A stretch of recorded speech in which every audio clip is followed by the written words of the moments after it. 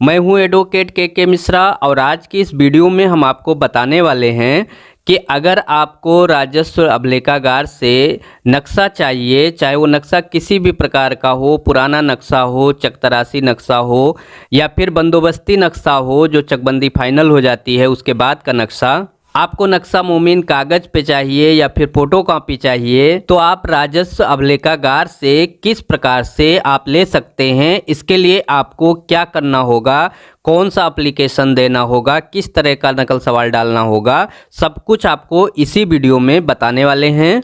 तो कुल मिलाकर आज की ये वीडियो बहुत ही इन्फॉर्मेटिव होने वाली है। आज आप वीडियो को पहले से लाइक कर देना और अगर आप इस चैनल पे पहली बार विजिट कर रहे हो तो चैनल को सब्सक्राइब करके बेल आइकन को प्रेस कर दीजिएगा, क्योंकि ऐसे यूजफुल कंटेंट हम इस चैनल पे लाते रहते हैं।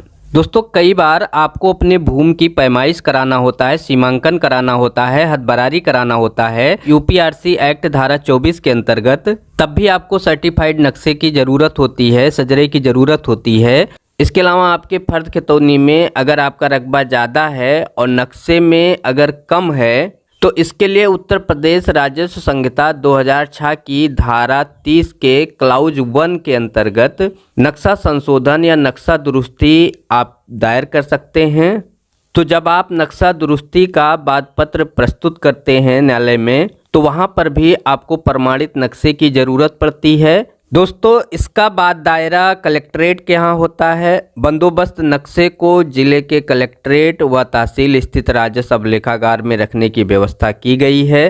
दोस्तों, नक्शे कई तरह के होते हैं और उनकी प्रमाणिकता पर भी कुछ जानकारी आपको हम देना चाहेंगे। जैसे कि एक होता है नक्शा चकतरासी, इसे पुष्टिकृत नक्शा भी कहते हैं।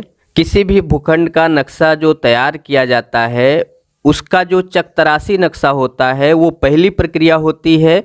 इसी चकतरासी नक्शा के आधार पर बंदोबस्ती नक्शे जो होते हैं वो बनाए जाते हैं और जो बंदोबस्ती नक्शा होता है वो किसी भी भूखंड की पैमाइश का आखिरी या आप कह लीजिए मुख्य आधार होता है। इसी को बंदोबस्ती फाइनल नक्शा भी कहते हैं। दोस्तों, आप इस वीडियो को पूरा देखिएगा। हम इसी वीडियो में आपको चकतरासी नक्शा भी दिखाएंगे जो बारंग किया गया होता है, बाकायदा उसमें लाल रंग से चक कटे होते हैं, तो वो भी नक्शा हम आपको इसी वीडियो में दिखाएंगे। दोस्तों, अब आप ऑनलाइन नक्शा भी निकाल सकते हैं, लेकिन वो नक्शा सर्टिफाइड नहीं होता है, जिसके लिए अगर आपको भू पैमाइश के लिए, सीमांकन के लिए आपको दावा दायर करना है तो वहाँ पर सर्टिफाइड नक्शे की ज़रूरत होती है, जिसे आपको जिलाधिकारी महोदय के अभिलेखागार से या फिर राजस्व अभिलेखागार से प्राप्त करना होता है। वहाँ से आपको सर्टिफाइड कॉपी मिल जाती है। इसके लिए कुछ आपको प्रक्रिया करनी होती है।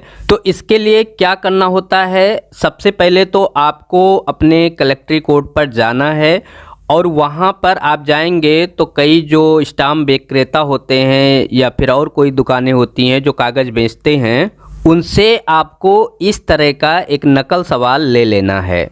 इसमें आपको टिकट लगा हुआ मिलेगा। तो इसमें दो बातें होती हैं कि अगर आपको प्रतिलिपि प्रार्थना पत्र साधारण के लिए अप्लाई करना है तो इसमें कुछ कम का टिकट लगता है और ये आप दुकानदार को बता देंगे कि हमको साधारण चाहिए कि आवश्यक अर्जेंट चाहिए। तो ये नकल सवाल आपको लगभग 35-40 रुपए का दुकानदार दे देगा, जो स्टाम्प विक्रेता होगा या जो कागज़ बेचते हैं। इसे आप स्वयं से भी खरीद सकते हैं या फिर अपने अधिवक्ता के जरिए भी खरीद सकते हैं। तो इस तरह का नकल सवाल प्राप्त हो जाने के बाद इसको आपको किस तरह से भरना है, तो दोस्तों, नकल सवाल को भरते समय मुख्य रूप से आपको दो बातों का ख्याल जरूर से रखना होता है। एक तो आप अपना पता सही से लिखेंगे जिससे ये कागज़ आप तक पहुंच सके, चाहे डाक द्वारा चाहे आप आकर के खुद ले रहे हों। और दूसरा सबसे महत्वपूर्ण बात कि जिस भी गाटे का, जिस भी खसरे का आपको नक्शा चाहिए, उस गाटे को आप नकल सवाल में बहुत ही स्पष्ट रूप से लिखें, कटपिट उसमें ना करें। और इसमें भी सबसे महत्वपूर्ण बात ये कि इस गाटे की भूमि जिस भी ग्राम में स्थित है उस ग्राम का सही से नाम और परगना, तहसील और डिस्ट्रिक्ट जरूर से लिखें, जिससे जब वहाँ पर नक्शा तैयार किया जाए तो एकदम स्पष्ट रहे कि इसी गाटे का आपको नक्शा चाहिए और इस गाटे की भूमि फला ग्राम में स्थित है, फला परगना में स्थित है, फला तहसील में स्थित है, नहीं तो ये गलत हो जाएगा। और इसमें एक चीज़ और है कि जो भी गाटा आप दे रहे हैं उसके आसपास के कितने गाटे आपको चाहिए उनके नंबर आप लिख दें, जैसे 100 नंबरान, 150 नंबरान, 200 नंबरान, जो भी आपको और गाटों की संख्या चाहिए आसपास के, उनको भी आप स्पष्ट रूप से लिखें। तो यहाँ पर अगर आप देखेंगे सबसे ऊपर लिखा है प्रतिलिपि के लिए प्रार्थना पत्र साधारण / आवश्यक। अगर आप साधारण वाला भर रहे हैं जिसमें आपको 3-4 दिन का समय लगेगा तो आप साधारण पे टिक कर देंगे, और अगर आपको अर्जेंट चाहिए आवश्यक तो आप आवश्यक वाले को टिक कर देंगे। इसके बाद में यहाँ नीचे देखेंगे तो लिखा है सेवा में श्रीमान जिलाधिकारी महोदय। अब फिर जो भी आपका डिस्ट्रिक्ट है उसको यहाँ पर आप लिख देंगे इसके आगे, जैसे गोंडा है, गोरखपुर है, प्रयागराज है, लखनऊ है, जो भी आपका डिस्ट्रिक्ट होगा उसको आप महोदय के आगे लिख देंगे। दोस्तों यहाँ पर एक महत्वपूर्ण बात आपको जानने वाली है कि जो नक्शा अभिलेख होता है उससे संबंधित जो अधिकारी होता है वो डीएम यानी जिलाधिकारी ही होता है, लेकिन ये लिखित में होता है। व्यवहार में अगर देखा जाए तो जो आपके यहाँ का राजस्व अभिलेखागार होता है वहीं से आपको ये नक्शा प्राप्त होगा, लेकिन जो आप नकल सवाल डाल रहे हैं उसमें आप जिलाधिकारी महोदय ही लिखेंगे। उसके बाद इस वाले कॉलम को भरेंगे। यहाँ पर लिखा हुआ है वादी का नाम, पिता का नाम, जाति व निवास स्थान, डाकघर तथा थाना। तो इसमें अगर आप स्वयं से भर रहे हैं तो पहले आप अपना नाम लिखेंगे, फिर पिता का नाम लिखेंगे, फिर अपनी जात लिखेंगे, अपना निवास स्थान लिखेंगे, अपना पोस्ट ऑफिस यानी डाकघर लिख देंगे और अपना थाना लिख करके नीचे अपना मोबाइल नंबर इसमें डाल देंगे। अगर आप अधिवक्ता हैं तो आप अपना नाम, अपना COP नंबर और अपना मोबाइल नंबर इसमें लिख देंगे। इसके बाद में अगला कॉलम है बात का विवरण, जिसकी मिसिल से प्रतिलिपि चाहिए। तो यहाँ पर आप जिस भी मिसिल से आपको प्रतिलिपि यानी कॉपी चाहिए उसको आप यहाँ पर लिख देंगे। यानी कि आप इसमें ये लिखेंगे कि हमको चक तराशी नक्शा चाहिए, कि चकबंदी जो बंदोबस्ती नक्शा होता है वो चाहिए। उसके बाद बाद पक्षों का नाम डाल देंगे, जो बादी हैं जिनका गाटा संख्या है उनका यहाँ पर आप नाम लिख सकते हैं।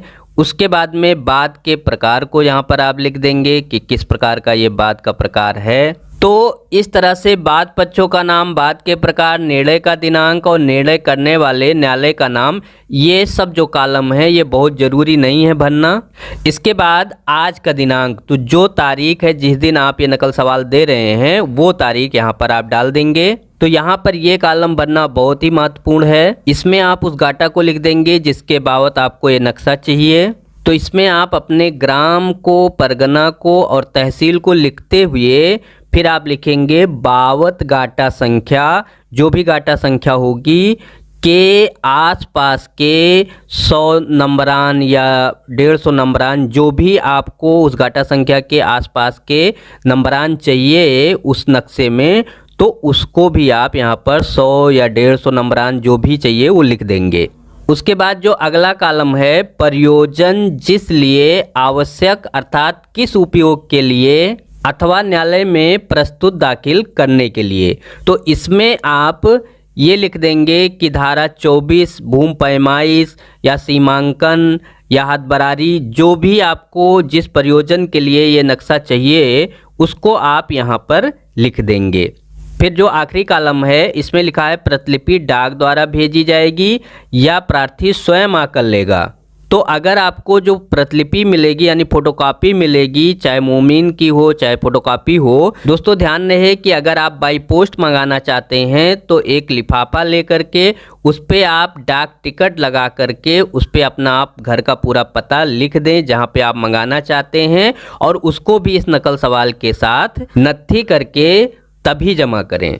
और अगर आप स्वयं से आकर के ले लेंगे तो आपको कोई भी लिफाफा या डाक टिकट नहीं लगाना है। अब इसे आप ले जा कर के जो जिला अभिलेखागार है, राजस्व अभिलेखागार है, वहाँ पर आप जो नक्शा बनाते हैं उनको आप जमा कर देंगे।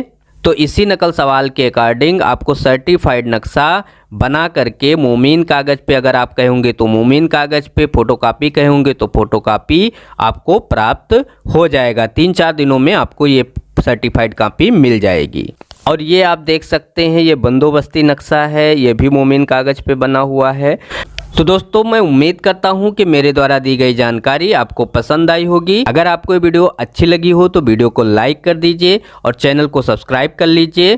फिर मिलते हैं ऐसे यूजफुल कंटेंट के साथ, तब तक के लिए good bye. Thanks for watching.